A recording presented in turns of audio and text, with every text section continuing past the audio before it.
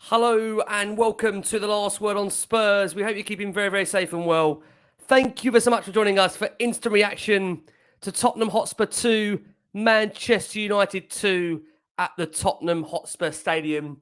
Just feels at the moment, I'm not sure if the boys would agree, just what happens off the pitch sparks more headlines than what actually goes on it. But look, we'll be covering all aspects of that Tottenham Hotspur result against Manchester United. If you're listening to the show for the first time, you can find us on iTunes or on Spotify or across all major audio platforms. We're, of course, on Twitter at Last Word on Spurs. We're on Facebook and Instagram too.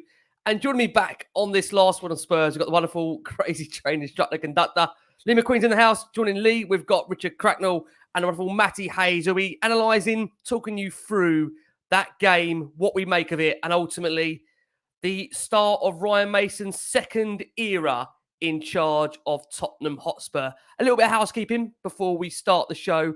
As always, we are delighted to be sponsored by the Beavertown Corner Pin. That, of course, is the Beavertown bang opposite our South Stand. Now, the more I say this, the more I feel it's losing traction, really. We're hopeful that we are going to bring you some form of end-of-season show. Not obviously much to party about, scream or shout about, but all I can maybe sell to you is that the wonderful guests that you see on this screen, contributors that come on to Last Word on Spurs, will be there with their rallying cries, trying to give you some optimism of what is to come ahead of the new season. And who knows what's going to come in charge of Tottenham. But Macca, let's kick off things with you. Very, very bizarre to have you here and not obviously see you at the Tottenham Hotspur Stadium on a home match, we must say. So we'll let you maybe cover that if you wish to. But just to cover the game itself, it was a decent comeback from Tottenham in the second half. It earns us a point after, let's be honest, a disastrous start to that game. It could have turned really sour, but our amazing fans did step with the team and were eventually rewarded. Kane simply outstanding in that game. Sonny with yet another goal, and ultimately a good night for Ryan Mason. Give me a full smacker on the game itself, result, and everything that went with it. Yeah, well, thanks for... Yeah, it's weird having me on it. Look, I don't know if you can see that and whether you need to see that, but there's my season ticket pass, not gone on the exchange. I didn't go to the game tonight. It's my little protest.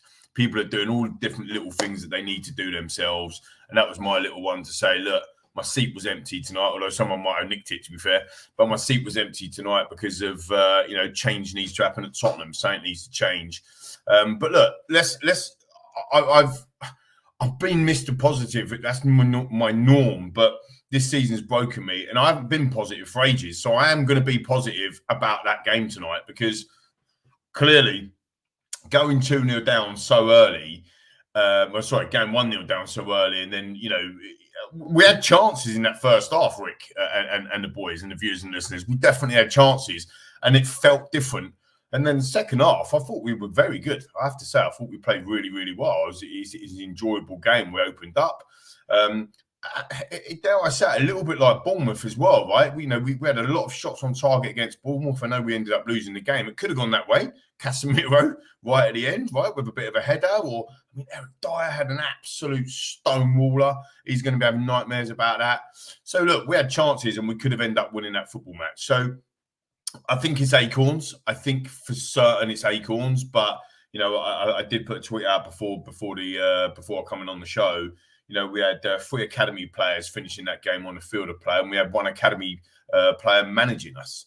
So if we're trying to get back to some sort of Tottenham DNA or where we're at on the pitch, that's all Mason can do. To be fair, isn't he? Do you know what I mean? That's all Mason can do. So I'm going to be a bit more positive tonight about the footballing side. Look, there's still massive amount of work to do, but 2-2 from 2-0 down after we're on the floor. Let's be honest, we're absolutely on the floor. So to get a draw out of that and actually play relatively well, and to be fair, I think we had the better chances.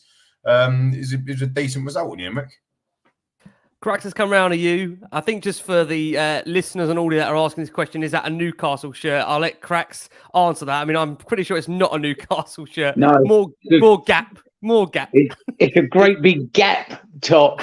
As if you're in any doubt as to who made this jumper, it's made by Gap, a huge gap, which seems to be opening up between us and the top 4 at the moment, doesn't it? So, evening, morning, afternoon, everyone. And thanks for the invite back onto the graveyard shift, Rick.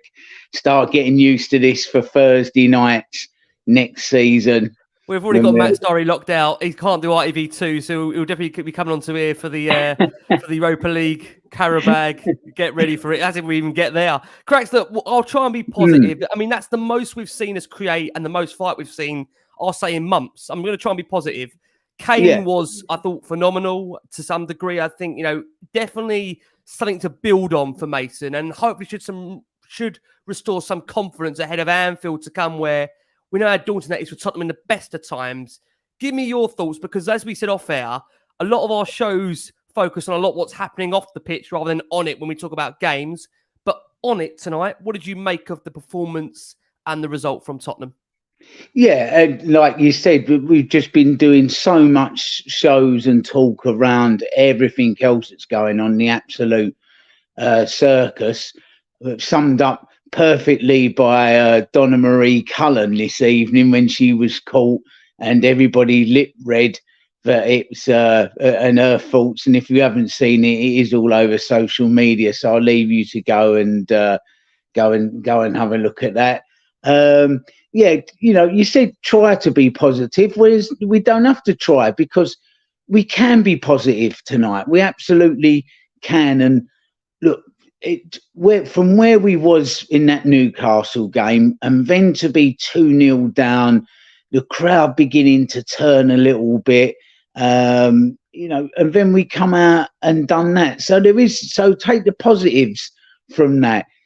Once again, it's the clown's car on fire at the back that's put us in the hole, and we've managed to sort of partly dig our way back out and get that draw. But on another day and with another defence, we win that game.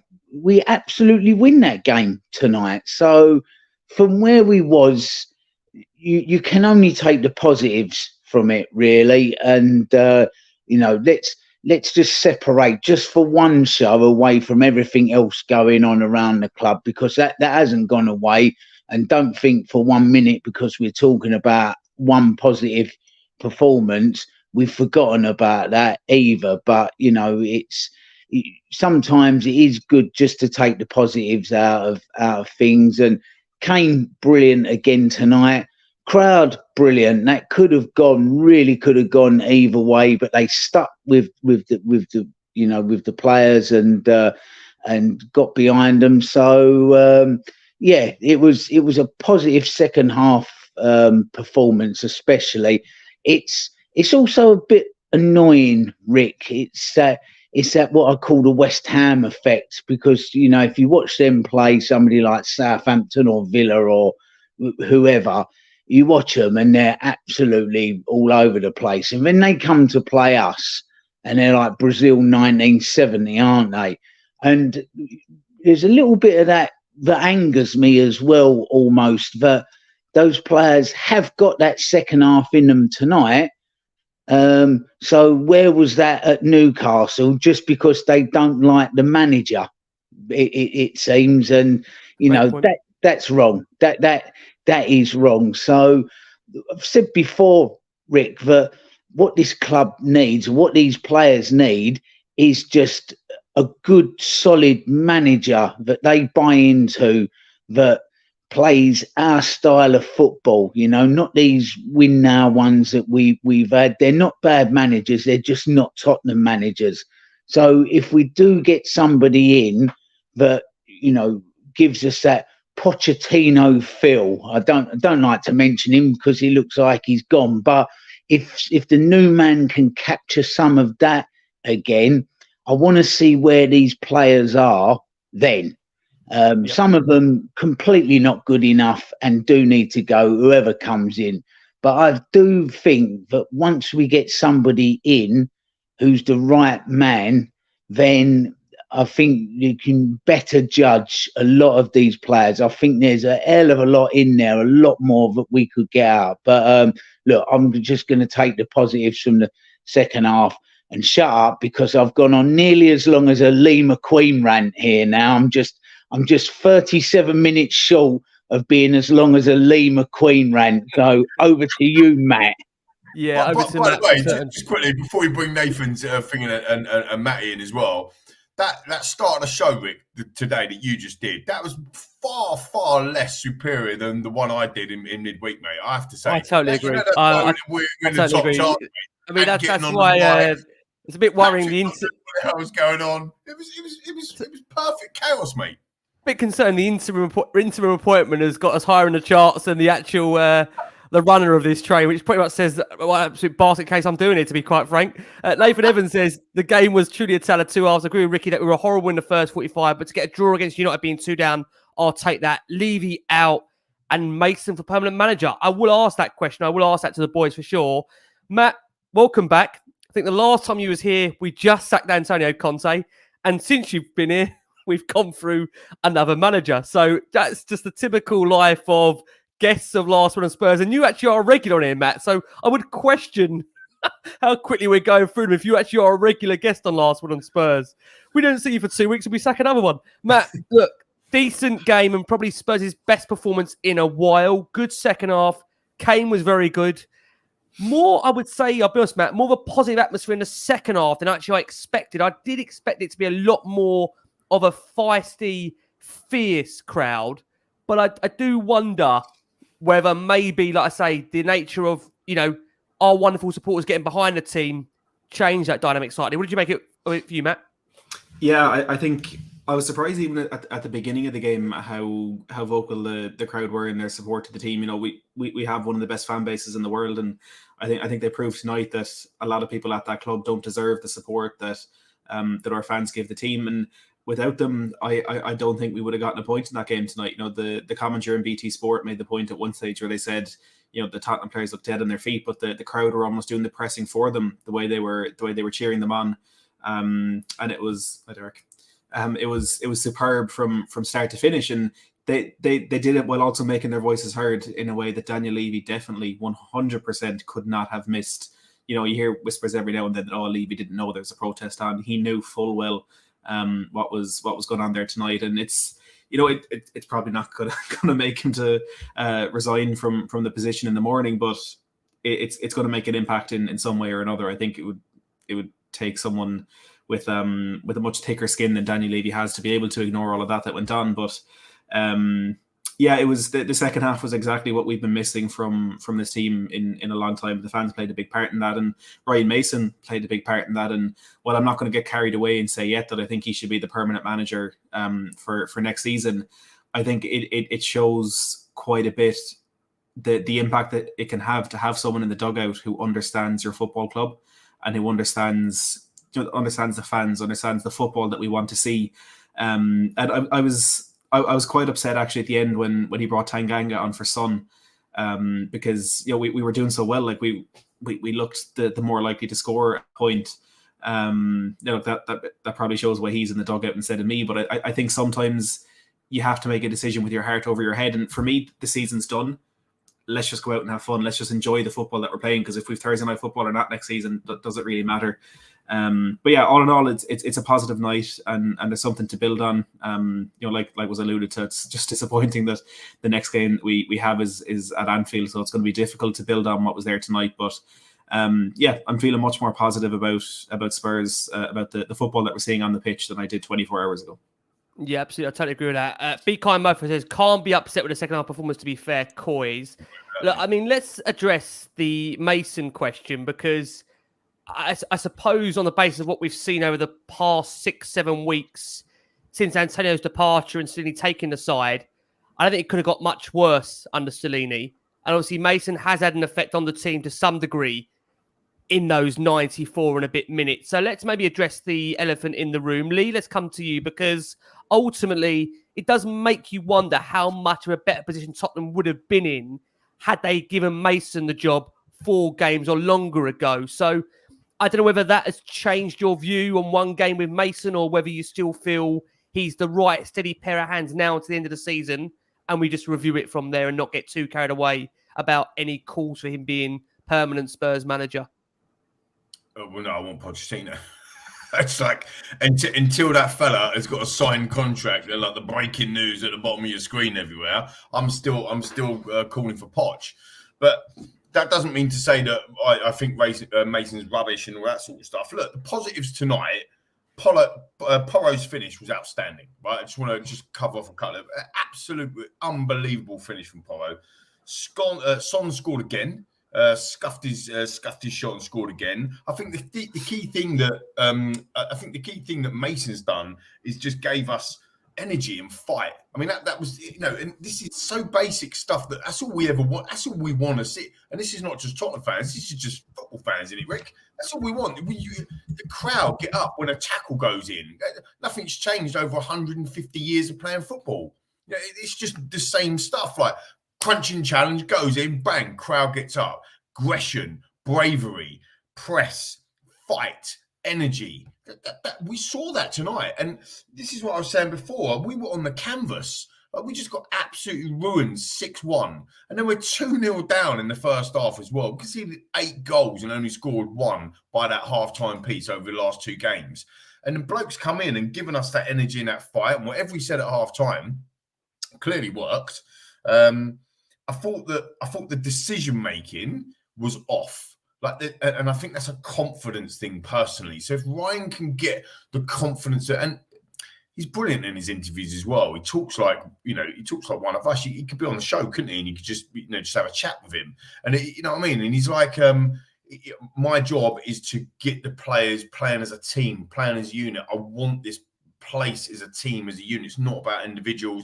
It's about, and this is all the stuff we're talking about when we're talking about the bigger problems in the club, Rick. The culture, the vision, the player, like he's trying to instill that. Let's get that team aspect together. We play for each other. We run for each other. We work for each other. These are real basics, but equally, we definitely saw that tonight. There's no doubt about that. There's people putting in challenges. But normally, you're seeing people throwing around their arms, and you're like, why don't you do that? Why don't you do that? You saw a little bit of that in the first half, but didn't see any of that in the second half, did you? Like, to be fair. I thought Kane was ridiculous today, absolutely ridiculous again. Some of his the way that he can just orchestrate, and also as well the bit when he went down in the centre circle, right? That was a bit of game management. That was a bit, maybe to Matt's point, a little bit disappointing with Son and the Tanganga switch and going a bit defensive. But isn't that the boys learning from the Bournemouth situation as well? Well, hang on, you know what I mean? Like taking a bit of sting out of the game. So, I'm looking at it from the positive side. So, Son scoring tonight means that he's gone past the great Jermaine Defoe, like one of my favourite ever players. And we had the luxury, didn't we, Rick, of interviewing Jermaine on this very show at Christmas, and he was immense. And now Son's gone past him as well. So there's huge amounts positive to be about. And I know I've totally deflected away from do I want Ryan Mason as the permanent manager, because I just think to be honest, I don't want to talk about it. I just think it's an unfair question. Like, he's had like 2 minutes in the job and he's done well and he's got some basics put there. Let's see. I mean, we've got Anfield next. And as Jason rightly put in the WhatsApp group, I said at half time, where do we go from here, guys? And Jason went, Anfield. And we were just like, what? So let's see what happens if you can get a good result at Anfield. And then I think we've got Palace then, haven't we? And we've got the Villa, and Villa's in and around them spots. He's got a tough run, really. I mean, if he wants I know you don't want to sell it like this. If he wants an audition for the job, and look, to be fair for me, I still feel I mean, my worry with Mason is, I'll be honest, from my perspective, that he's been here over the course of now Mourinho, Conte, Nuno. And my worry with Mason, not that I feel he is part of the problem, but he's been around a lot of losing periods in the club. And my worry is that does rub off on a manager. And I know obviously he's had a positive result tonight and got the team to a 2-2.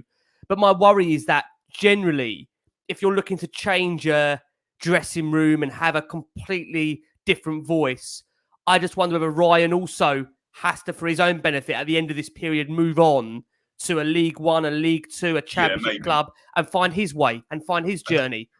Just come back on you if I can on that, and I know you want to go to the other lads, but I'm not arguing that. I actually agree with you, mate. To be fair, but if he goes and does a miracle at Anfield, and we get the points off of them, and then he goes on a bit of a run. I mean, he won 4 out of the last 6 last time around, didn't he?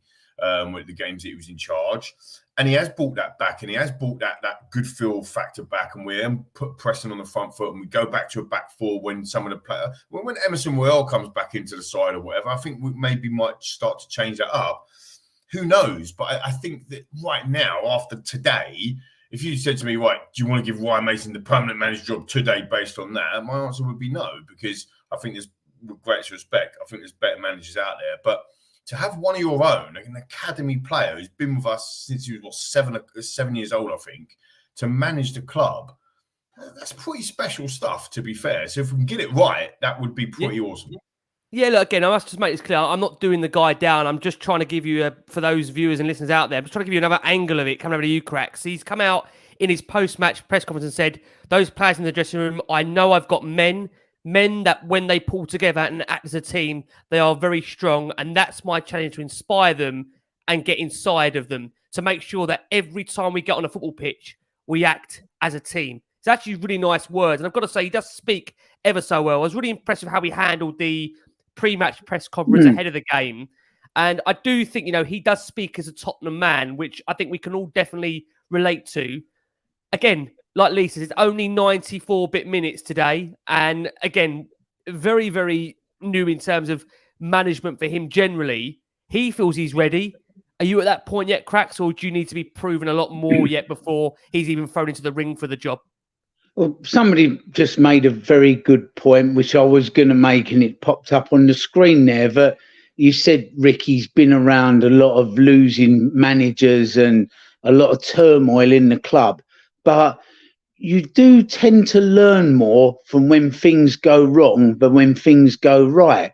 So, I'm going to flip that on its head and actually say it's not a bad thing for him personally, or as a manager, or his journey as a manager, to have been round that, to see what doesn't work and learn from that. That's where you learn when things are against the wall and things are going bad. So he's not ready to be a Tottenham manager. It's as simple as that. But I tell you what, I do think he will be one day. I think I'm seeing the building blocks there and the green shoots of his managerial career. And he's already learned the right things to say, the right approach. I actually liked that he backed himself the other day and put his hat in the ring. I like that confidence. That's not a bad thing. That's not arrogance and, him thinking, I could easily do this, but there's nothing wrong with that. That backing yourself. So at the moment, no, but one day, absolutely. And I think he is ready to go and manage League 2, League 1, or wherever it is. Maybe even go as a number 2, just somewhere else away from Tottenham as well, to go and get a bit of perspective and a bit of what goes on elsewhere, and just begin to shape and form his managerial career. But I think one day he will make a good manager. But it's to be a good manager in the Premier League, you've got to be round the block a few more times than this. You really have. You've got to be a bit of a wily old goat, and he's just not at that stage yet. But what he's done so far with us, you can't really knock it, to take us from where we was and steady the ship a bit. It's good. He's getting a good grounding. He's quite unique as well, isn't he? I know Frank Lampard's gone in at Chelsea, but there's no other real big clubs that have had this. It's only basket case Tottenham that's actually thrown somebody in like this. So he has had a bit of a unique experience in his fledgling career with what he's done. So and that will do him no harm. But look, if he stays at Spurs and he's a number 2 under the next manager, or he's there and thereabouts in that dugout as a voice on the training pitch, I've got no problem with that whatsoever. Matt, let's come over to you and ask you this question. I know many, listen, we are going to talk about the game itself very, very shortly. Mason will feed, obviously, his post-match press conference comments throughout. He says, big character, big personality. We stuck together, acted like a team throughout. Matt, this comes on a day, obviously, in which we're recording where there's been rumours around Julian Nagelsmann and Spurs having to pay potentially a compensation fee for him, and rumours that Spurs won't go above a certain fee for him. Obviously, there's also been links to Arne Slot. What you might think of that. It looks like Maurizio's name is firmly off the table. It looks like he's closing in on becoming Chelsea's new manager. Still can't quite believe that when I say that, but there you go. That's football for you. Matt, for you at the moment, with regards to Mason, should he even be in contention? Or do you think at the moment, based on where Spurs are, the kind of players they have, caliber players they have, we are going to need to have more of an experienced head in there ahead of next season? Yeah, I think it is just a little bit too early for Mason. And look, it's 5 games can be a long time in football. So we might all be sitting here in 5 games time with a very, very different opinion on what he can achieve as Spurs manager. But for me, his name isn't really in contention through no fault of his own, because the only thing that he's really missing is experience. He has that relationship with the fans, with the club, with the players. He has, like I said, he knows Tottenham. He knows what the club needs. He knows what the club wants. And I would agree with what Cracker said about the time that he spent with, I think he was there a little bit under Pochettino as well, but with Jose, with Nuno and with Antonio Conte, you learn a lot from seeing managers like that fail. It doesn't happen very often. So that again is maybe another unique experience for him, getting to see 2 of the most successful managers of this generation come in and ultimately flop. He would have learned a lot from them about what's needed from the club and what needs to change within the hierarchy at Tottenham Hotspur.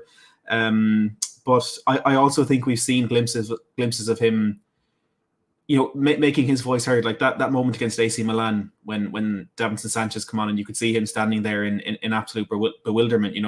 He could see things falling apart from the inside before it ever did happen. So he's a very exciting young prospect in the manager front, and I agree that he should go and get some experience elsewhere in any capacity and test himself as a manager somewhere else, because I think he'll know as much as we do that he's not going to be the next manager at Tottenham Hotspur. It's fantastic that he put himself out there and said he wants it and he's ready for it. I respect that a lot, and it's refreshing to see someone actively wanting the Spurs job, because it has been a while since we've had that in any degree. So it's a bit refreshing for that. But I think he's going to be a good manager in the future, and he's one that Tottenham will have in the dugout in the future. But for now, even if it's going somewhere in the continent, kind of broadening his footballing knowledge, because if I'm not mistaken, his entire playing career was in England, and now his entire career as a coach is in England. So it's not the kind of broadest, widest experience that he has in that capacity. But I'm looking forward to the next 5 games under him, because I enjoyed that second half today. It's been a while since I enjoyed a game of football for Spurs. So let's see where things go. But for now, it's just a little bit too early. Totally agree. I think he actually did have a little bit of a period in Lille, but apart from that, Matt, you're right. Most of his time was predominantly spent in England. What we are going to do, we are going to go for our first break of the show for our listeners on audio. For our watching audience here, there's over 1,300 of you watching us live on the back of a 2-2 draw against Manchester United, where Spurs have come from 2 goals down to, I wouldn't say nick a point, because Tottenham were in really good control in that second half. And I think, again, to be honest with you, had we been a little bit more positive with our substitutions, kept Son on, who knows? We will come on to that for sure. And again, that's probably a question I would ask, coming over to you, Lee, again, is that, Mason substitutions, I think he used them quite well tonight. I would maybe argue the last one of taking Sonny off. Yeah, I'm not too sure. We are a little bit conscious of time. It is a late post-match show for sure.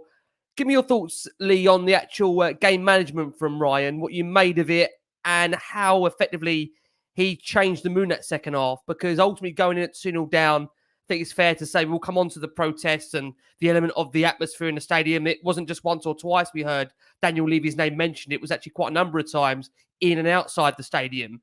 So then to try and galvanise the players where all of that hysteria is going around, and to come back in the second half with a really positive performance, does that show you the effect that he's got in that dressing room and maybe the respect he's got at the moment from the players? Yeah, and I think it helped. I absolutely, I agree, and I think it really does help that he is one of our own. Like, he goes and beats Liverpool at Anfield, and then back at home against Crystal Palace, the fans, us fans, will be singing Ryan Mason is one of our own. Like, it will happen quick. Like, as Matty said, like it does. Football changes really fast.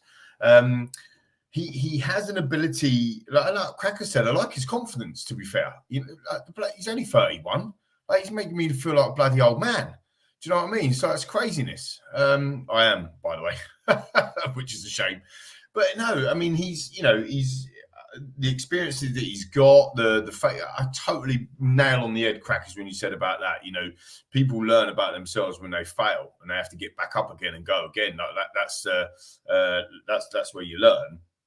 And I think that what he's done, or what he's trying to put across, in 2.5 training sessions, two training sessions, So I think he's done well. I think they've done well to stem the tide. I will say as well, like, fair play. I've been quite vocal about the protests and ink out and leave you out, and I've rubbed people up the wrong way and whatever, and that's due to some of the stuff that goes on. It is a small minority, but fair play to the people that they go out and they put their voices forward, as long as it's done in a respectful way. And I think it had been. I think it was. There's a lot of unrest outside of the football inside, so that makes that, I want to say, proper cliche, that cauldron, if you like, in the stadium even worse. I mean, to go off at half time with boos everywhere around the ground was being booed. So then to come out and play that second half as they did, that's a huge credit. Like, it's acorns, it's small seeds, it's little things to be able to build on. But I think he's done that, right? All the cliches, I think I've got them all out of that sentence, Rick. But I think, it is at the end of the day. And it's something that we can look forward to. I mean, I'm just basically resigned to the fact now that we're going to lose football matches. I'm absolutely, I never predicted Tottenham a loss. And I've predicted the last 2 games that we lose. And when you come on to it later and go, what do you think of I'm going to predict I'm going to lose. So, the fact that if he can turn that around, some might argue he's actually coming in a no-lose situation, because no one's really expecting Ryan Mason to do anything different, are they? Like, in terms of, no one's expecting him to go and win his last 6 games, get a maximum of 18 points. I mean, top 4, to get into the top 4, you're going to need 72 points on average. I do all these workings out all the time. We can only get before tonight, we could only get a maximum of 71 points. So now we can only get a maximum of 69 points. So we're definitely not getting in the top 4. That's done. So it's just really now, what is the goal of the club? Is it to finish as high as we can? Or is it then to finish in a European competition? Because I've got to be honest with you, Europa League, I'm in for that. I am in for a bit of Europa League action. But Europa Conference League, I'm not really in for that. I'm not really in for that. I mean, trying to get you in on a Thursday's hard enough, let alone if it's Conference League. Forget it, right? No, I think the wider aspect to that, and that's not me being arrogant, by the way, viewers and listeners. The reason why I say it is because I do think we need a reset. And I think a year without European football might actually help us embed in that domestics aspect. Like, sorry, I sound like Conte then, aspect. But no, because I don't see the problem with setting a team up or setting out your stall in the beginning to say, this year we are going to win the Carabao Cup. Like, we are going after it. I don't see the problem in that. And that's what frustrates me about the club. They never kind of come out and say, this is what we're going to do.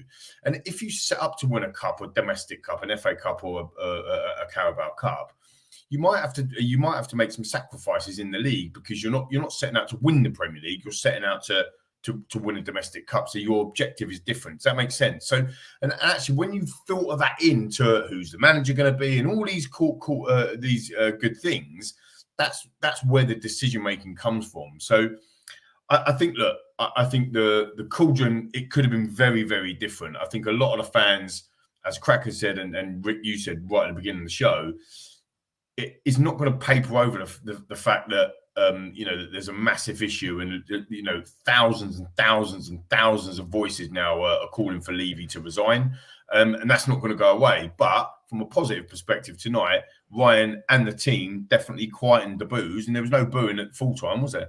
No, a lot of applause. Cracks, can I ask you, because many feel we don't give the protests enough coverage. Just to be honest, there was around 100 people at least at the latest Levy Out protest. It was an increase on the previous one before Brighton, in which we find ourselves with no manager, no director of football, and a 15th season without a trophy. And of course, Harry Kane's contract running down. Do you see that increasing cracks between now and the end of the season, that protests from the stadium? What's your view on it? Well, I think a lot of it, for a lot of the general sort of fan population, if you like, is just really led by performances and results. If performances and results are pretty okay, then that will quell some of that, to be honest. There are those that see the bigger picture, and even if things do slightly improve, will continue with their level of protest. So, but as I said, generally, rightly or wrongly, depending on how you personally see the argument, if the performances are okay, results are going okay-ish, it will blunt that a little bit. We've seen this week a real natural progression of the protests, with every time that the official account tweets on Twitter, it's absolutely rammed out with the Levy Out poster, which has just naturally caught on. This isn't people being told to do it. People have just seen it and bought into it.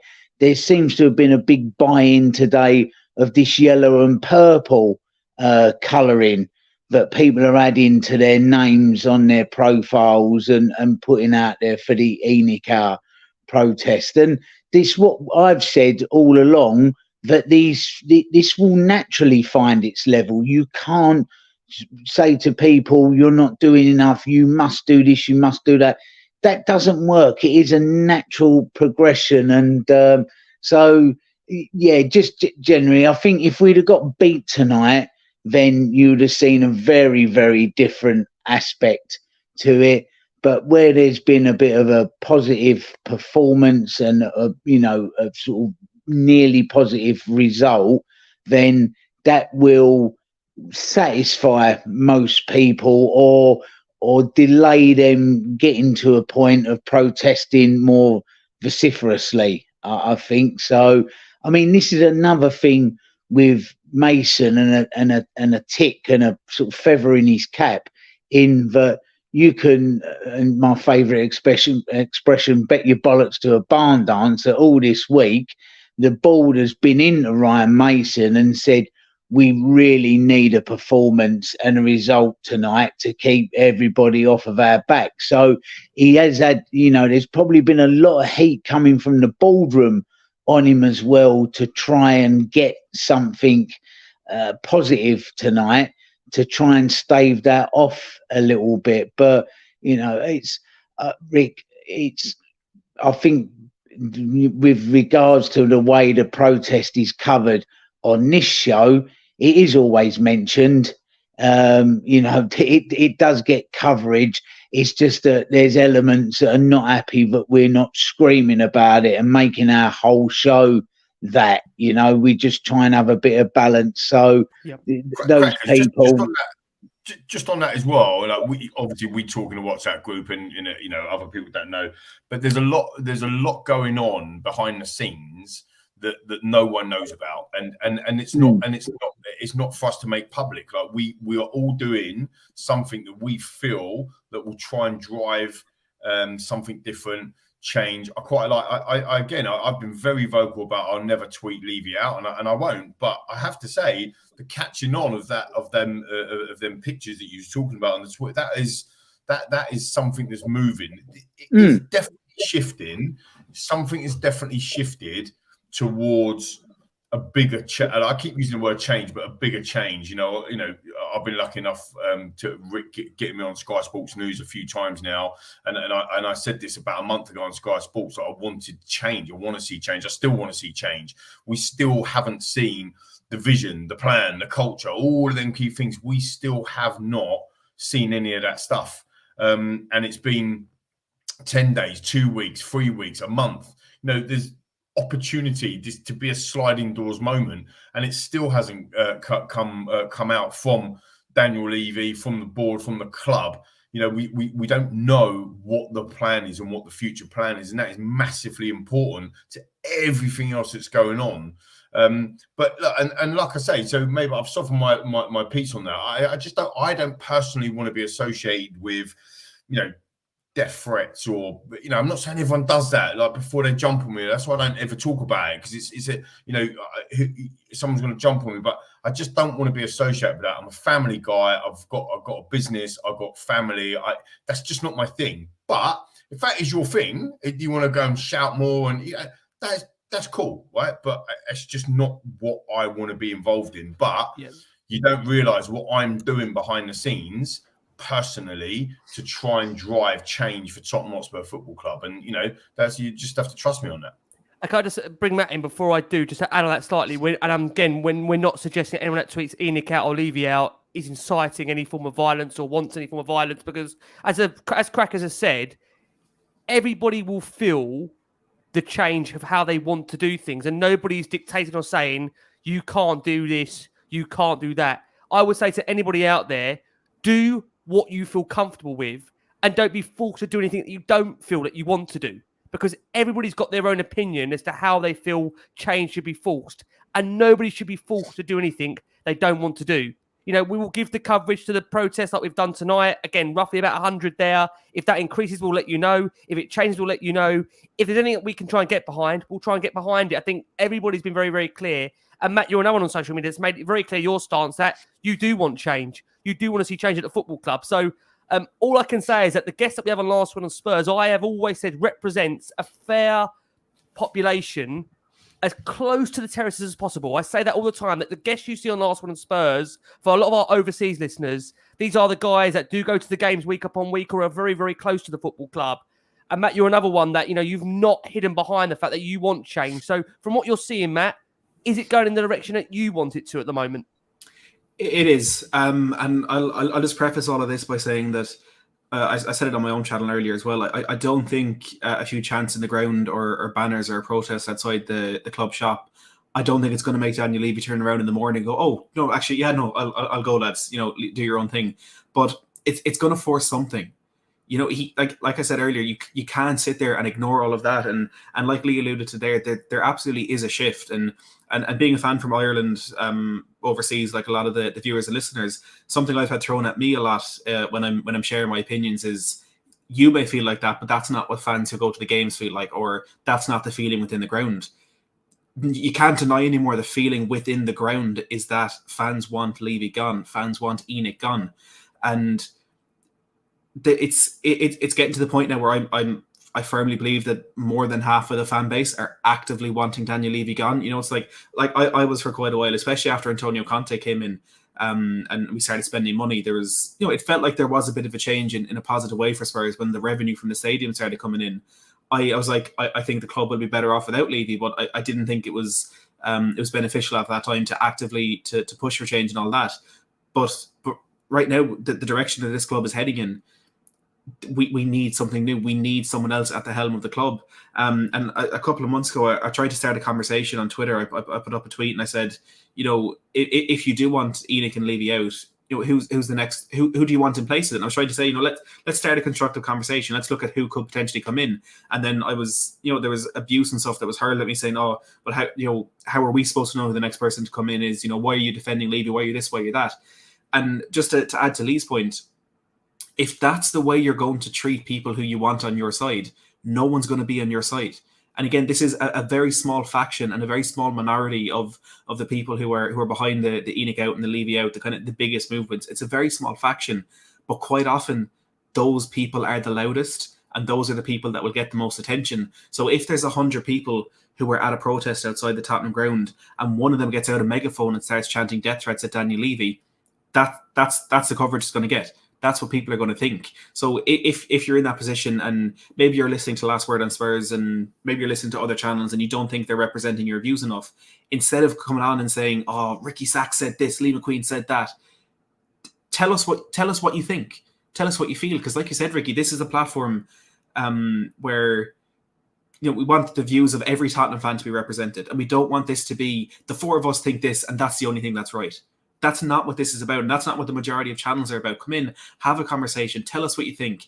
If we're saying something you don't agree with, tell us, but fight the argument and not the person, which is a really, really important thing if you want change in any area, but especially with this football club. We all want success for Tottenham. We all want the next manager to come in and to win the Premier League 10 years in a row. We want to sign the best players in the world. We all want that, but it's life that we're all going to have different views of how that's going to happen. It doesn't mean I'm right. It doesn't mean you're wrong. It just means that we have different views and we think different things will work. So I want Levy out. I want Enoch out. But if you don't, power to you. That's your opinion. I'm not going to shout at you and your family. Let's do this in a constructive manner, because if we turn against each other, it's just going to go downhill from there. Absolutely spot on, Matt. Absolutely spot on. I think we have given that subject enough probably coverage as what it needs for right now. We're going to turn our attention back to a game, because that is what we are here for. We are here actually to review games, quite frankly. Lee, we're going to come back around to you if we can. We're going to go as quick as we can through the lineup for tonight. Now, Spurs made 3 changes. Ryan Mason, Spurs made 3 changes for that defeat to Newcastle. We reverted to a back 3. Forster, Longley and Richarlison all came in. It meant it was the same team that faced Everton, Brighton and Bournemouth, bar Forster in for the injured Lloris and Richarlison in for Kulusevski. So that team read Forster, Romero, Dyer, Longley, Porro, Højbjerg, Skip Perisic, Son, Kane, Richarlison, with a bench of Austin, Sanchez, Tanganga, Davis, Sarr, Mundell, Danjuma, Kulusevski, Lucas. Lee, give me your thoughts on that lineup and, how you felt Spurs started the game, given that we were 1-0 down from, the 7th minute in the game. Jadon Sancho curling home before really being allowed to cut inside far too easily from both Porro and Romero. I just couldn't quite believe how much space he got for the goal. Lee, thoughts on the team and that first goal that we conceded? He used them both, didn't he, to curl the ball. It was like one of them classics. Remember William Gallas all them years ago for Chelsea? Bastards, yeah. It was one of them, wasn't it? Like, you just use the play and just curl it in there. A nightmare. Rick, do us a favour, mate. Put that team back up. I have to talk about Porro here, right? So Porro looks like he's got a mullet. I'll be honest with you. I had the hairstyle like that when in my early 20s. And he hasn't got a mullet. It's just, for the listeners, right, on audio. So Porro's picture has been edited round the back, and it looks like he's got a mullet. It's fantastic. So Porro, we're working on it for next season. This will probably be changed anyway by the time. Who knows who will be here next season? They'll be resolved next season. Like one of them apps where you change your hairstyles. Porro with a mullet, mate. Happy days. But no, look, I mean, I think, I think he didn't have much choice to go back to a back 3 or back 5, whichever you want to say. Clearly, Perisic is a wing back, not a fullback.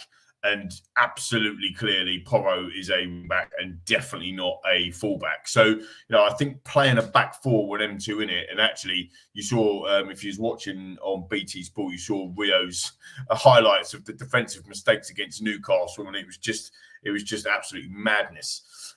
So, I think playing as a back 3, and look, regardless of what we think of the defence, it definitely feels like there's a bit more balance in it as a team when there is a left-footed player on the left-hand side, whether that's Davis or whether that's Davies or whether that's Longley. And I just think that's gives us a little bit more balance. I think it'd be quite interesting to see, maybe not away at Anfield. I would definitely not change it, but maybe at home to Palace or something like that. If we have Emerson Royale back, and obviously now Davis, because he's come on, they can actually play left fullback and right fullback. So does that then give him an opportunity to go to a 4-2-3-1, which we know is his favoured formation? And look, and personally, that Dyer may be pushing up a little bit further. I think Mason, look, it might have been Stellini, but I think Mason made the call against City, didn't he? When Dyer pushed up a little bit more midfield, and he was he man marking Bernardo Silva, I think, and that worked out quite a treat. So I wasn't really that. I was pleased for Richie to get into the side as well. I think Kulusevski has struggled, although again, when Kulusevski comes off the bench, he made a huge difference as well. He made some good stuff going on. Son's a difficult one because he scored again today, so all of the negatives towards Son, if there was any, will be eradicated by the fact that he scored a goal. But again, his touch was pretty poor. He was a little bit adventurous, but I kind of expected him to start. So, yeah, I mean, the biggest thing for me, and there's the options there, and we've seen him in training this week. If you've seen the videos from Basuma, or and obviously Bentancur's out as well, is that we haven't got that kind of that panache. Can I say that? Yeah, that panache in midfield, in that central midfield. I thought Skippy was good, and Højbjerg they're what's the word? Industrious, aren't they? They're industrious players. Do you know what I mean? But they're not. They don't have that kind of almost that panache or that finesse where a Bentancur can, on a double pivot, or even a Basuma in there to kind of just take the ball and run with the ball and keep the ball. And Moussa Dembele-esque. So, but it is what it is, right? You can't magic the players back from being injured. So, I just feel sometimes we get overrun in midfield. I felt that even last season under Conte, when we were playing some really good stuff, I still felt at times we got overrun. I mean, I take you all of you back to the Villa game. We won 4-0 at Villa, but that first half we got absolutely battered. And I think they had 9 shots on target, and it was incredible that we have a go at Lloris or whatever. I mean, he had a weldy that day, we could have easily been 4-5 down at half time. So even though we was getting results, you look back and go, oh yeah, we beat Villa 4-0, it was brilliant, Sessi scoring, whatever. But we still had dodgy halves. We still had overrunning in midfield. So I think that needs to be packed out a little bit, especially against Liverpool next week. But I think starting the team, maybe you could have said Danjuma coming in instead of a Richarlison. But yeah, I think attacking wise today, I think we did all right. Yeah, I mean, I'm cracked. I'm going to hold on, bring Matt in, because obviously I know we're pushed for time with you, so I want to end a certain subject with you, Crackers. I'm going to go to Matt first, then come to you on it, because I'm really keen to get your thoughts on a specific person. Matt, before I do go to Cracks, to come to you, Spurs have now conceded 8 goals in their first 15 Premier League matches this year. 53 goals conceded in just 33 games. Only 3 teams outside the relegation zone have conceded more goals than Tottenham, and only Leeds United have conceded more goals in 2023 than Tottenham. So whoever the manager's going to be in the summer, Matt, that's a really, really damning number of stats there about defensively how poor Tottenham are. And, we've got Romero there, Porro there, but even still, it looks like that defence is going to need yet another real big overhaul to get it right, doesn't it, Matt? Yeah, when you're rattling off those stats there, I was waiting for you to go, you'll never sing that. Well, I'm from freaking air at the moment, Jesus. Yeah, look, I think every Tottenham fan knew last summer that defence needed a lot of strengthening. And in hindsight, it seems an absolutely diabolical decision that we got Longley in on loan, because we were going to get Conte centre-back the next summer. But the issue is, we have 4 centre-backs there that we can deal with seeing in the first team, and that's at a stretch putting Dyer in there just because we see him in there every week. It's either Longley, Davis on the left, Dyer in the middle, and Romero on the right, and anything else, and we're in big trouble. I said it a lot about the wing backs that we've been targeting. With Perisic coming in last summer and Pedro Porro, neither of them are good defensively, and a lot of the targets that we had in those positions, with Philip Kostic being another last summer, that they're just not good defensively. You need 3 incredible centre-backs to be able to deal with that and to allow us to play the type of football that we want to play. So it's happened a lot in Tottenham in the last couple of years, especially with this constant turnover in managers, that you see so many different players for so many different styles coming in there, that we have a very distinct way we want to defend, and players who just can't do that. So for me, this summer, no matter who the manager is, we need to get a goalkeeper. We need to get a left back, and that's even with Udogie coming in. Sessegnon and Perisic, I think, both have to go. So we need a goalkeeper, we need a left back, we need a centre back, we need a right centre back, because Romero's going to be suspended quite a few times in every season. We need someone to deputise there, and we need a right back as well, because Emerson and Porro are 2 such different players that the way that we're going to play, one of them just isn't going to fit in. Spence, don't forget. Matty coming back. Spence as well. Hopefully regular on as well as a left back. He's coming back as well. It's just like, it's you crazy, can't find the cut. We got like 26 defenders, and none of them are good enough. I don't know. We can't defend. It's crazy. Actually, on that point, Christian Romero, it was a vintage performance from him tonight. I thought he was very good, outstanding. Yeah. We were all really concerned that if the next yellow card he gets, he's suspended for 2 games. So I think that ends after the game against Liverpool. So maybe he's just calmed down for a little bit to make sure he sees out the season. But yeah, that defense is absolutely woeful. And we've been in this position, in the last 10, 15 years. The kind of outstanding season with Poch had Vertonghen and Alderweireld conceded 26 goals all season. You think we're already at double that, and there's 5 games to go. So we're awful back there. It has to be addressed, but hopefully the new manager will be able to do it. Just quickly on that as well, mate. So even on Poch's first season, so he came in 2014, and even in his first season, we only conceded 35. So it's quite interesting, isn't it, of how quickly he had an influence on that. And, and I think in his first season, you have to correct me, I might be well wrong here, I think he was playing for Tongan and Fazio. I think Fazio was. Do you remember? I think it was them 2 at the back. So remember, I'm still getting therapy for it. I know, exactly. But I do think I don't know. I mean, I know there's a lot of hype about the doggy and how well he's been doing, and I'm looking forward to having him there. But is he a pure left wing back, or can he drop and be a bit of a marauding left back like Danny Rose was? To be fair, in other words, can he defend? Because we've seen Porro basically can't, but Jed Spence definitely can. So even though he can get foot, I've got high hopes for Spence. I think he could be Carl Walker 2.0 under the right man, under the fullback whisperer. Rick, I'm going to go on about again. But do you know what I mean? Like, let's hope you don't end up. Let's hope you don't end up there either. The way it's going, no, you got Kate here in the job yet. Tell you what, mad. Cracks has come over to you. Bless you. Just so no one's worried. Cracks has got a love and leave us. He's on a Legends night. Tomorrow night, Friday. It'll be for Friday. For those that have got the commute to work, Cracks is on a Legends night tonight for the commute to work. So I have to get Cracks' might thoughts see on you this. on the train if you're on your commute. As I make your way across the country. I'm looking forward to it already.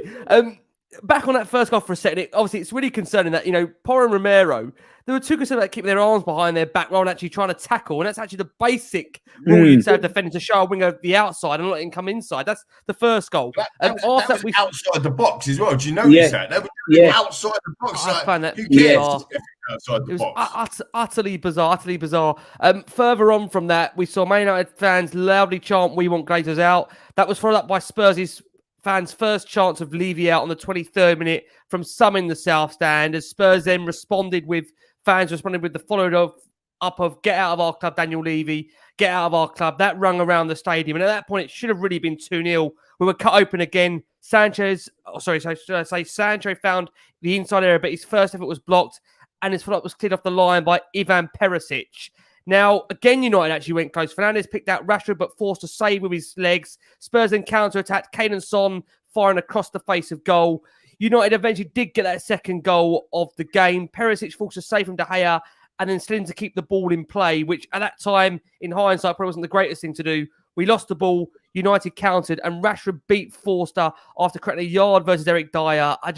Dyer, bless him, looks so out of it at the moment. I just feel for his own sanity, he needs to come out of the team. But we've got such a lack of options at the moment. And caught on camera, Cracks, I wanted to get your thoughts on this, was Donna Cullen saying, "This is shit," in relation to United's second goal as it went in. I have to ask you your feelings on that. Donna Cullen, of course, on the Spurs board, a couple of rows, I'd say, or actually on maybe the same row as Daniel Levy, who was just looking... Well, I'm not sure what he was looking like. A man that knows his name is being shouted around the stadium, and fans are very, very unhappy at the moment. Well, I mean, it was lip reading. She got caught on camera. She might well have been saying fish and chips. She might have been putting a half-time food order in, mightn't she? Somebody might have leant across and, "Donna, what do you want at half-time? Bovril and a pie?" And she might have just sort of looked across and gone, "Fish and chips," which does look a lot like this is shit to a lip reader, doesn't it? I am going to be really controversial and say, based on the fact the goal went in, her mouth was again, I'm not obviously 100% lip read. I wasn't there in the moment sitting next to her, but to me, Donna Cullen looked like she was referring to the goal. I might be wrong. That's how it looked like on camera. If it was, though, what would your reaction be to that? Because I thought it was a good finish, Donna, to be fair. I didn't think it was shit finish. I thought it was a good finish. But isn't Cracknell partly responsible, along with Daniel and that board, for the mess that we find ourselves in right now? So that's the thing I've got the issue with. The fact that she's got the cheek to sit there and say, this is shit. Well, this is shit because you've also been part of the reason why we've allowed it to get this shit. Because it didn't have to be this way. We could have actually rescued this season and still been in the race for the top 4 and not be on the beach now for the next few games, almost playing out the season and trying to remain positive about a 2-2 against United where, quite frankly, look at Newcastle. They're absolutely going fast forwarding ahead of us in that league right now. And other teams will be too. I've got no doubt Villa might be. I'm not trying to be negative. Liverpool might be as well come the weekend. So I have to say, for her to turn around and, mouth that if it's in relation to that goal, take some responsibility and accountability. Exactly that. If you're saying he's shit or this is shit, then own your shit because this is on you. And we hear things and unsubstantiated, of course.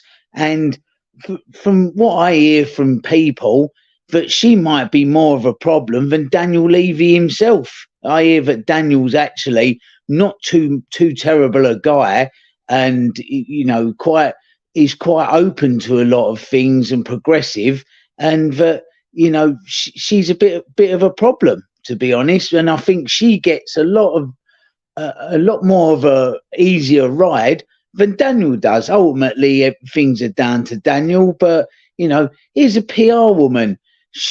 So her background is PR, public relations. Now, I mean, given what's all been going on, there's every chance that the cameras were going to be panning to that director's box quite often during that game. And she's openly turning around and saying that. So, I don't think she's that great at PR, but she hasn't even thought to herself, maybe I better not be caught mouth saying this.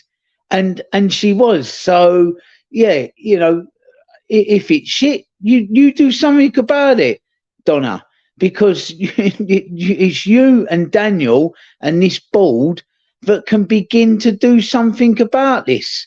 Or it's you and Daniel and the rest of the board's failures down the years that have led us to the point of this being shit or he's shit.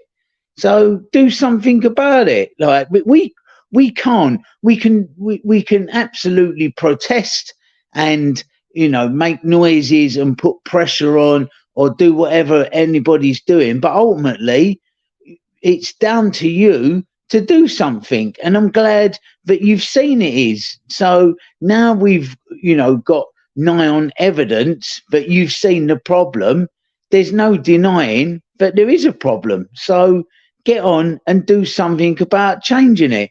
It's as simple as that. And it's Rick, it's just seems such a PR gaff to be doing that, especially if that is your background, and get caught saying that sort of thing.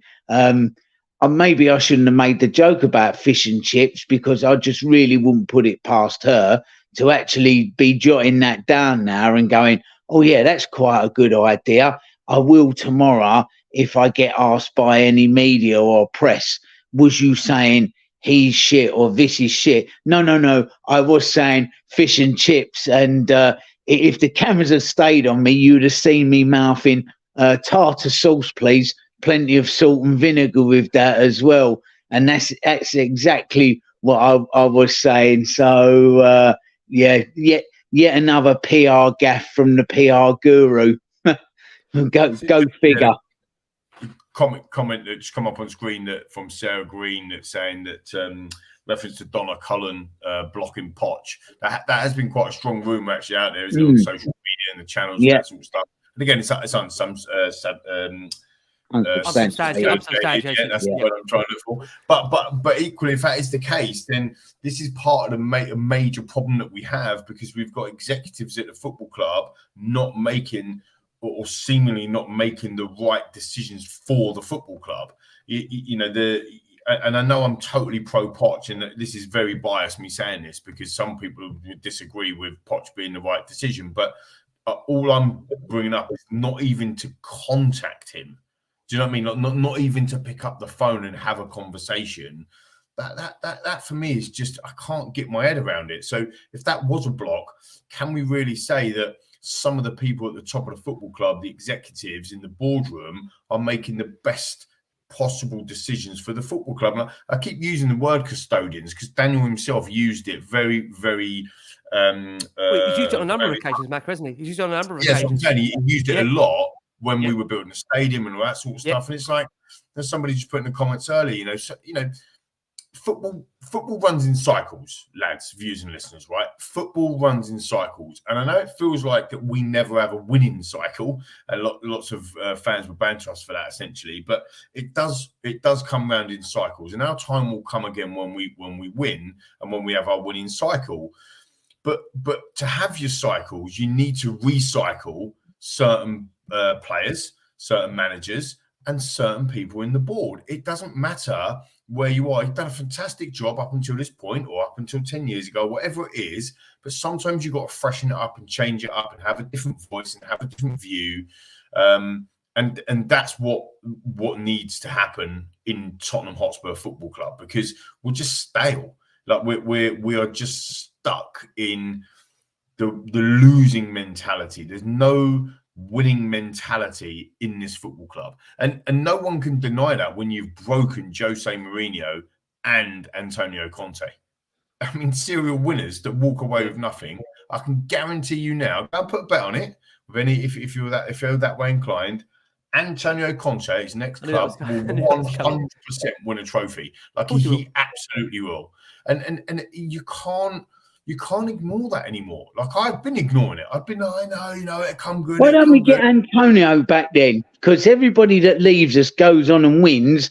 So if, by the fate of the gods, if we actually take him back on, make him wear like I was going to say a wig, but I'll skip past that. Make him wear some false glass, like some glasses, a false nose and tash, and come back as like Dave somebody, or Tony somebody, and no, it's not Antonio Conte, it's our new manager, and then he should win something for us, shouldn't he?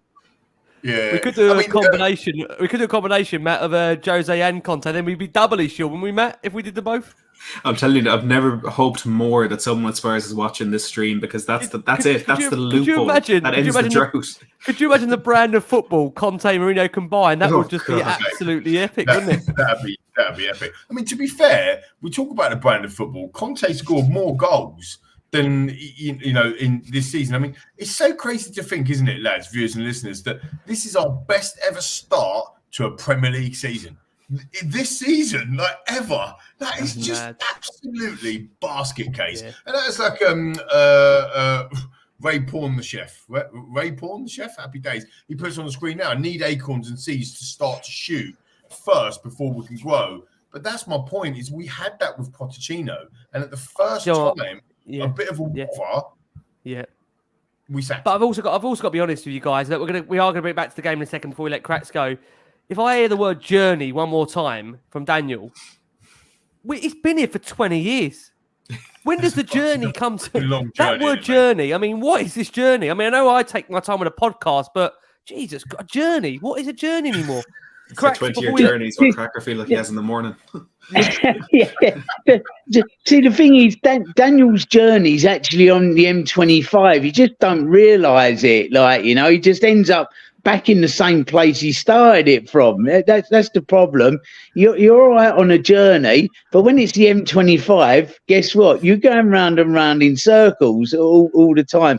And for anybody overseas listeners, this is a large motorway that circles London. So, it has no beginning and no end. Cracks, let's ask you finally before we let you go. You're back with us, obviously, for Liverpool at the weekend. On the basis of that result tonight, obviously, we haven't done the second. No, I'm not.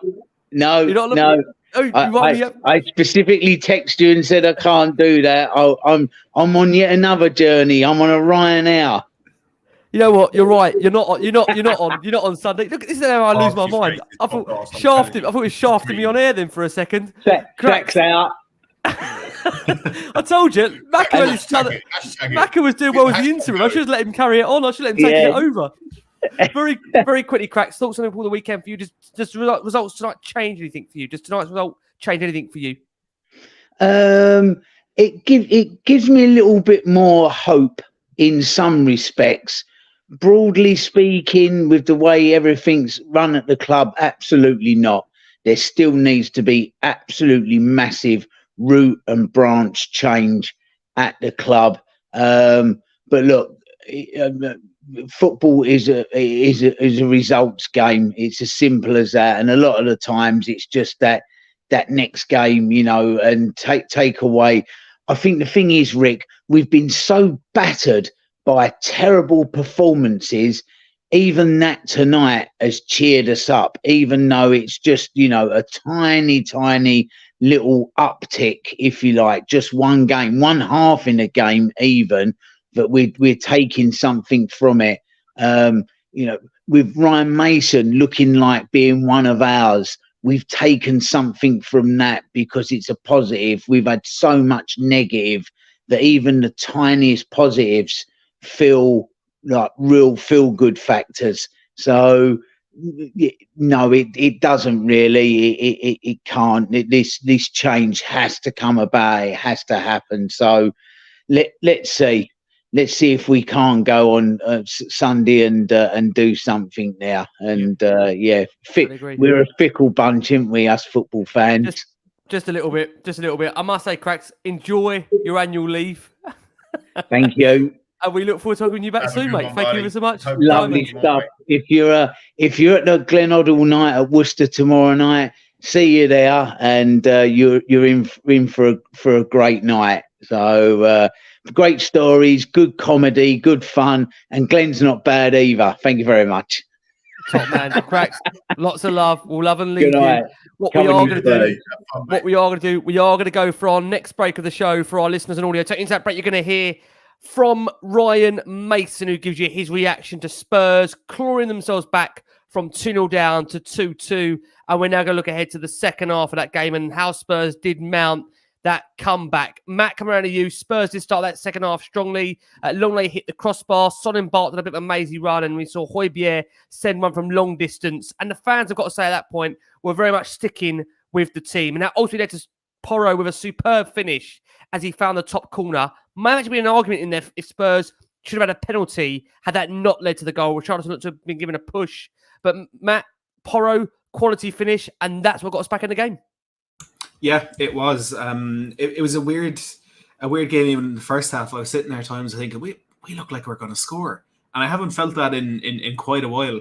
And the Spurs in me was starting to think, well, that means we're not going to score.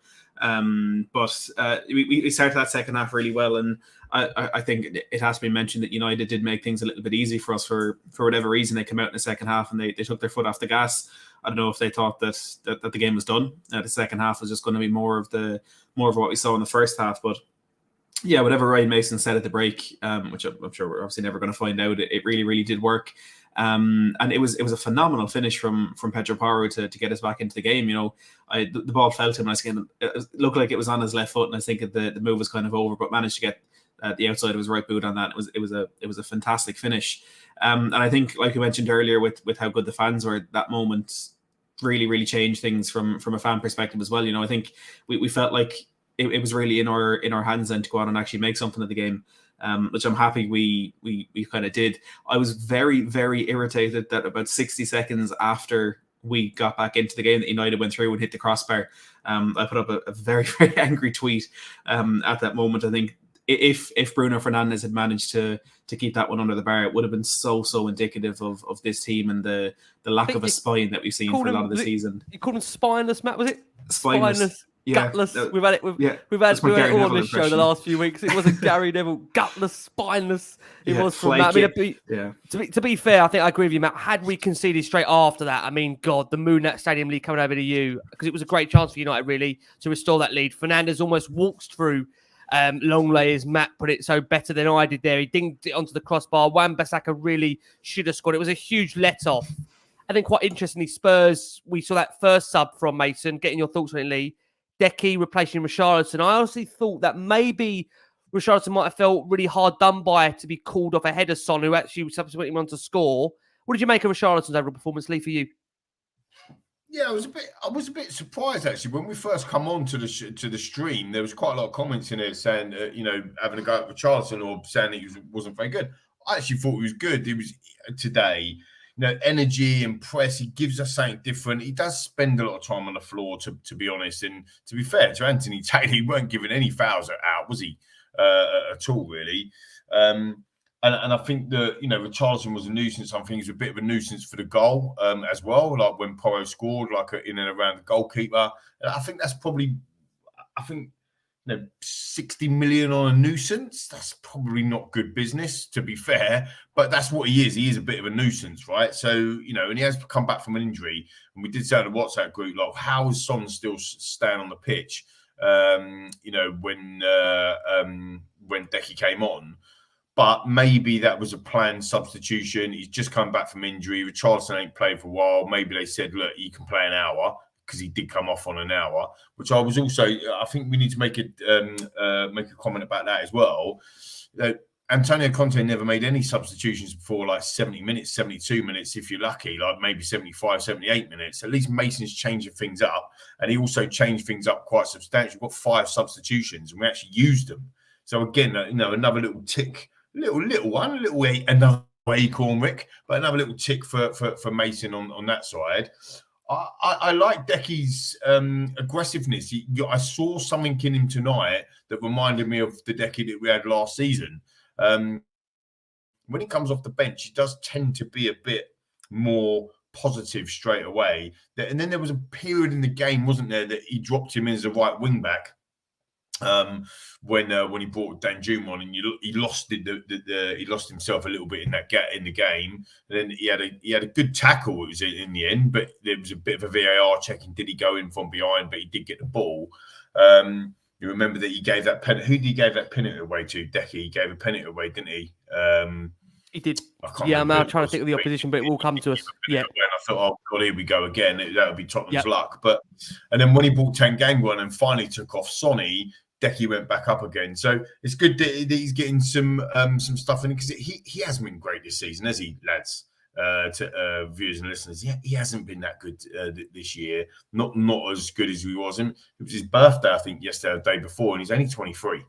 So he's such a youngster, and we forget that because he was just brilliant last year. So yeah, I'm pleased that Richarlison did get a start. Somebody did put up earlier: is Richarlison ever going to score a Premier League goal for us? I mean, he's run out of games, didn't he, boys?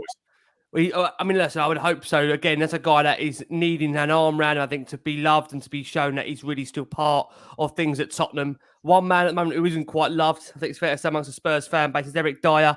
Currently, you, Matt. Really, really big miss tonight. Massive sit-out. I mean, to be fair, Dyer, I think Dyer's gone back to the Dyer of a couple of seasons ago, really, where, quite frankly, anything he does just looks erratic, irrational, and just not quite right. It had shades, actually, of Darren Bent versus Portsmouth. If you remember that, Harry Redknapp's wife might have scored that one. Well, quite frankly, Eric Dyer should have scored this one and didn't. And you just wonder at that point, at that time, would Spurs have got back in the game? But look, they did, thankfully, later on. But Eric Dyer, Matt, just give me your thoughts on his overall form at the moment, and whether can we legislate him being dropped due to maybe the lack of quality or options we've got on that bench at the moment? That Darren Bent miss is a painful reference for me, because it's the first ever Spurs game I was at. He ruined my day. But yeah, Dyer is, again, the puns were made 100 times, but Dyer's Dyer. I mean, he said that defeat against Newcastle during the weekend was the worst experience of his footballing life. That's only because he didn't hear what I called him after he missed that header. It was It just almost felt like a typical Tottenham moment. And for me, what hurts so much is the ball was landing on his head, and I didn't think he was going to score. For whatever reason, it just felt like one of those that he was going to miss, and it was such a crucial point in the game, and it's one of those that we could have felt like that was our moment. We could have felt that was our opportunity, but we might not get another one. Thankfully, we didn't. But I mean, the part that Dyer played in that Rashford goal, facing Rashford up 1-on-1, and you knew Rashford was going to get the better of him, and he's going to find the back of the net. Dyer, he's just a very he goes through a lot of phases, and there's some phases where he's really, really good. They're sparse and they're very short. But when he's bad, my God, he's bad, and he's such a liability out on the football pitch. And I think that the reason that we are going to keep seeing him in the team is because we don't really have any other options. It's either bring in Sanchez or Tanganga. I mean, look, there's been a few times that Longley has played in that centre back position, and we played Davis out in left centre back, but I don't think that position suits Longley. I prefer to see him on the left because he is good on the ball. He is good going forward. He's got a wicked pass in him, and I don't think we'll be able to really get the best out of that side of him if he's going to play in the centre back. So what I'm hoping is the next 5 games, Dyer starts them all, and that's the end of him being a first choice centre back for us, because like I said earlier, it's a position that we desperately need to improve in the summer. But yeah, I think this Dyer is the Dyer that we're going to see until the end of the season now. And look, if there's a period it's going to happen, maybe it should be now, because there's not much to play for it. I was speaking to a Spurs fan at work the other day, and I was saying the same as you, Lee, that I don't want Thursday night football, and I said it wouldn't even take Europa League. And then he pointed out to me that the final next year is on in Dublin. It's like, now I want Europa League, and that's not a good position to be in, because I know we're going to end up in the Conference League if that's the case. And you can be on Thursday nights, Matt. Congratulations on your life. I'm actually working every Thursday next season, Ricky. I don't know if I can. Oh, good point. Good point. What you're saying there about Eric Dyer, do you think it's a question to both of you, actually, because we normally answer questions, so I'm getting you to answer some questions. Do you think that... I feel like Eric Dyer now being put in a difficult position. I know, but do you think he will change it to a back 4 once he gets Emerson? And Royale might not be back this season, right? But if we need a fullback in Royale, and then Davis has come back tonight, that gives us an option. Longley and Romero, that gives balance into a back 4. And if Emerson's not coming back, what about pushing Eric Dyer out as a right back? So he comes out of that way of that centre.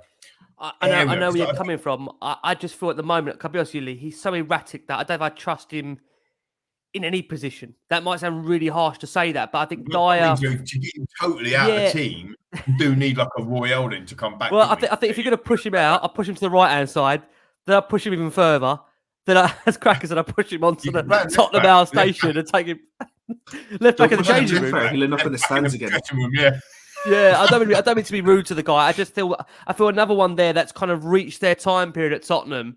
And the actual quite frightening thing is that we're hearing these rumours that, my God, if he's going to be given a new contract, the right time to announce it. I don't mean to sound rude. I don't think there is a right time to announce Eric Dyer getting a new contract at Tottenham. That, for me, again, just absolutely typifies what is wrong with this football club. That a guy like that, with no disrespect in the nicest possible way, because I've also said about Dyer, and this is not to cause any grief here.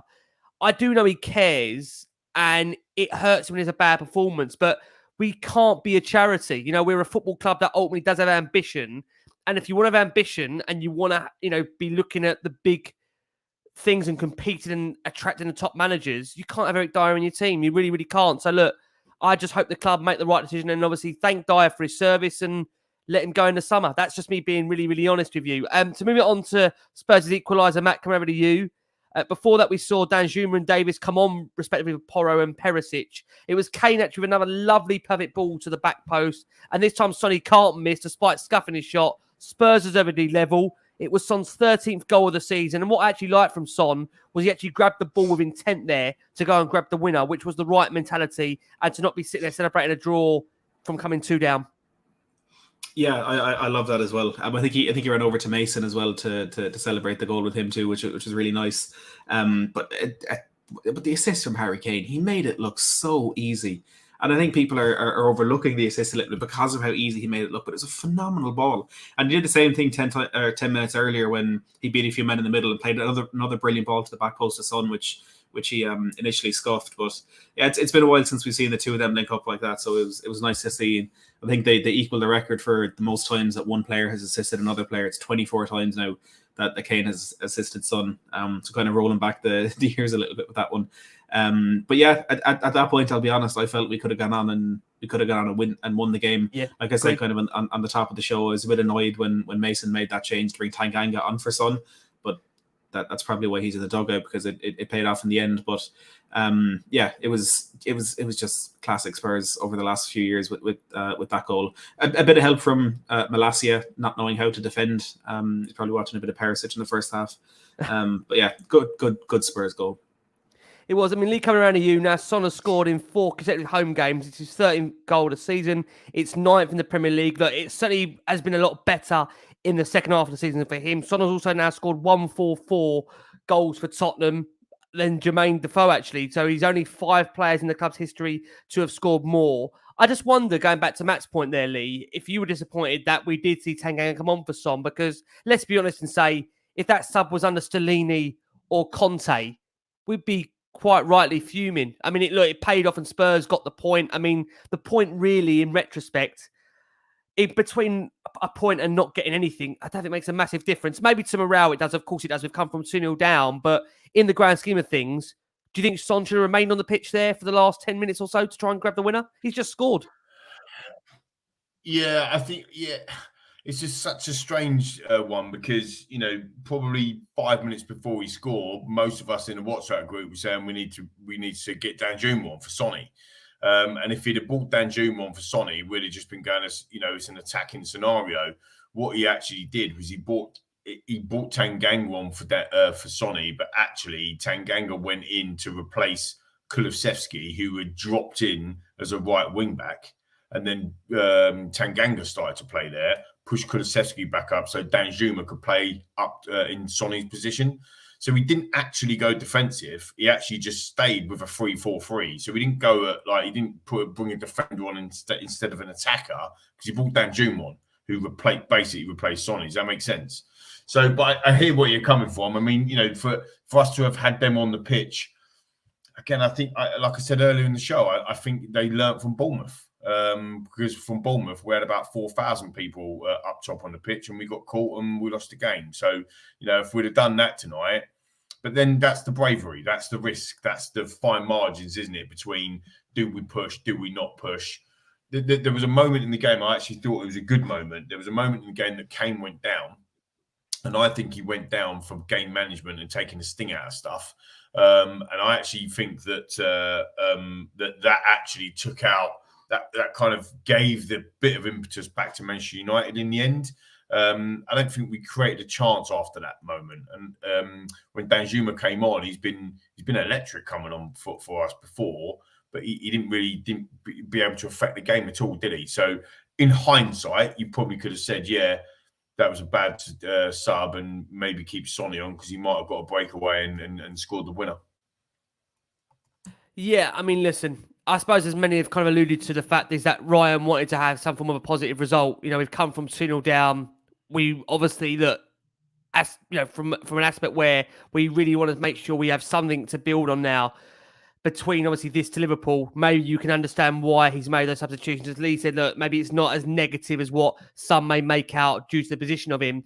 Mason said after the game, just in context of his post-match, it's been difficult after Sunday as the manner of the defeat wasn't nice. The most important thing now and to the end of the season is for a team to act. Small details can change results. The most important thing to me is we'll always be together. We created many chances. The second half, we kept pushing, had clear openings, and maybe we got the second goal earlier. We could have kept pushing. He said that I've always remained quite consistent with this group of players, and I always will. You have to sit together in every moment. If you want to be a team, regardless of what is happening on the pitch, you have to sit together and fight for each other. When you do that, football is football. Results take care of themselves. But to see a team that was working for each other, and I felt our fans must have seen a team that was fighting for each other and running for each other, it's important in football. Probably the most important thing. We invested so much energy into getting that scoreline at 2-2. I felt like we were almost acting a little emotionally to try and get that third. And sometimes that's great. But at the same time, I felt there were a couple of moments when we looked a bit leggy and a bit open unnecessarily. So we changed it a little bit, still try and win the game, but at the same time, recognise the game at the moment we were in. That's down to the mental health in relation to Son and his mental strength. The top players that put things behind them, and Sonny kept making the runs, believing the ball would come to him, and he seemed very pleased with the goal in the second half. And I think that Ryan speaking from the heart there, I think it makes it very, very clear. The most important thing was to stop the rot, not to get beat, and to have some form of a positive result going into Sunday. And that is where we're going to go to next. We are going to go for our final break of the show. For our listeners on audio, taking into that break, we've got a really big Liverpool preview. We've got Red Men TV on this one, and we've got the Anfield wrap. So we're going to get literally predictions from the guys as we're going to try and let them go as we approach midnight here, just past midnight. So Lee, let's come on to Liverpool. You are back with us for Sunday. Anfield. Oh, Anfield. Never normally a happy hunting ground for Tottenham. No. Give me your thoughts on it, Lee, and give me your predictions. Well, look, I mean, we went there last season with no hope, and we thought the top four was gone, and we needed to get something out of the game, and also to almost stop them at the same time. They were properly right in the title, if you remember. We went up there and we got a very good 1-1. We were probably unlucky, actually, not to win the game, to be fair. But we said it, Matty, you said it earlier, 5 days is a long time in football, 5 weeks is a long time, and certainly a year is definitely, completely different. What I would say, and it'd be interesting to get the guys' views on Anfield Wrap when you listen to the podcast, everyone else, tomorrow, but Liverpool are probably not as bad as us in terms of Jekyll and Hyde, but they are Jekyll and Hyde. They have been very Jekyll and Hyde this year, and I think if you're brave and if you go after them a bit and if you put them under pressure, I think you can get something from that game. I think you can do it. However, I don't think that where we are right now as players have the confidence and the bravery to be able to do that. It's probably come a bit early under Mason's tenure. I think that Mason will try and set us up and we will get that way. And I think you'll see us be a lot more brave against the likes of Palace, maybe Brentford, Leeds, but go into Anfield and trying to take the game to them, it could be suicide. But look, like I say, like we just been talking about as well, it's risk versus reward. The thing is where Liverpool are in the table, and this is why I want to try and understand what the club and certainly Ryan's mentality is now about where, what is it we're trying to do? We're just trying to win games because actually Liverpool will totally go above us if they beat us, and we won't catch them. Once they turn us over on Sunday, we won't catch them again. So now we're fighting basically for 6th or 7th, and that's scaring me, Rick, very much so because of that whole Europa Conference League situation. So look, I think the pressure's more on Liverpool than it is on us because we're not expected to get anything. They are a bit Jekyll and Hyde. I think that. I think we can go up there with more confidence, certainly, than what we have been. But our waveform's been pretty woeful. So I think we're going to end up. Dr. Tottenham's going to turn up for Liverpool if they fancy it, and I think we could get absolutely ruined. I'm going to go for 3-1 Liverpool. God, not often you predict a loss on here, Lee. There you go. It says it well, that's my 3rd one on the trot, mate. This is what I'm saying. Yeah. Like, this is what it's done to me, viewers and listeners, right? This club has done this to me this year. The Sheffield United game for me was my breaking point. Remember earlier you said people have to vocalise, or Matty, you said people have to vocalise how they are. Yeah. That Sheffield United standing in that rain, in that freezing rain, watching us, that woeful performance, it broke me. Nottingham Forest broke you earlier in the season, well, Rick. I don't think I'm over Forest yet. That sounds no, I'm not over Sheffield United. I bring it up every day. I'm not over it. Absolutely not over it. You hear the Manchester United fans in the crowd tonight singing Wembley, like "K Sarah Sarah," and you just think, man, like, what we could be doing this stuff, right? We should be in and around the FA Cup final. We should have definitely had a semi-final in us this year. But the only chance we have of going back to Wembley is if we knock the stadium again. Honestly, it's our top form at the moment is atrocious. We might sell it, mate. To make it, we might sell the stadium, innit? We have to go back there. Sell a stadium, bring in a centre half, get a season. Don't give him ideas, Matt. For God's sake, it took long enough to move away to get back to the new stadium. Jesus, Matt. Let's close it with you. Matt. Liverpool currently 7th in the league. Spurs now 5th after that result tonight. Just a point separating the two clubs. But Liverpool do have that game in hand on Tottenham. I don't know whether you agree with Lee that if Liverpool do beat Spurs, Do you think they go above them? And how do you see this one playing out on Sunday at Anfield? Yeah, look, I think Liverpool finish above us regardless of the result on Sunday. It's just convenient for them that they're probably going to beat us on Sunday as well. Anfield it's an awful place to go, and I saw someone mention it in the comments there. For me, we're starting that game 1-0 down because it's Firmino's last game against us, so he's guaranteed to score. He's guaranteed to get a header at a corner at some point. We'll all be definitely getting his teeth out as well, and he the game's done, mate. 100%, he's done. We'll be turning into Lee Judges who says he's done it again. But yeah, look, Liverpool. They have, I think, 5th place is in their hands. Aston Villa quite a few points at the moment, but they've played 2 or 3 games more than most. So I'm not really taking them into the fight. And Brighton, dropping points against Forest, not good for them. So I think 5th is there for the taking, and I think Liverpool. In a weird way, now that the pressure is off because top 4 for me is done, I think that they can start to express themselves a little bit more. And look, let's be honest. Anyway, it's the games against the big teams where they've shown up this season. I couldn't believe that game against Leeds a few weeks ago was the first goals they'd scored away from home against a team in the bottom half of the table. Unbelievable to think that. Yep. One of the most insane stats I've ever heard. So they've been scoring their goals against the teams in the top half of the table, and I think we know what to expect when we go to Anfield at this point. So I'm not going to be furious if we don't win the game. I just want to see us play like we did again tonight. Play with possession. Actually play with intent when we're on the ball. There was a lot of long ball tonight, which can be frustrating. But when we're used to doing this ridiculous tiki-taka inside our own box, and then Perisic ends up early lobbing his own keeper from 40 yards, it's nice to see a little bit of intent when we do get on the ball. So let's do that again. Let's press like we did in that second half. Let's just show a little bit of progress. For me, our season is over anyway, so the result isn't the be all and the end all. Obviously, I'd love to win, and I won't shut up about it for 6 years if we do. But I think it's one that Liverpool will probably win comfortably. So I'll go just to change it up a bit from Lee. I'll go for a 3-0 win for Liverpool. I think it's set in stone. Kane will score. He ain't scored today. Kane would definitely score. Yeah, just keep maybe him off. It ends up being like. Does anyone know for top of head? 29 goals that Kane scored as a Premier League record for him. So what's the amount of goals he's scored in the Premier League in one season? I think it's 29. I think he's done it twice. I think it's 29. I believe 2016, 17. 20, yeah. I mean, he could easily go and do that. In this season, it just seems so. The bloke is just the last word on Spurs, but the last word has to be for Kane because I just think he is. It was phenomenal tonight. He was.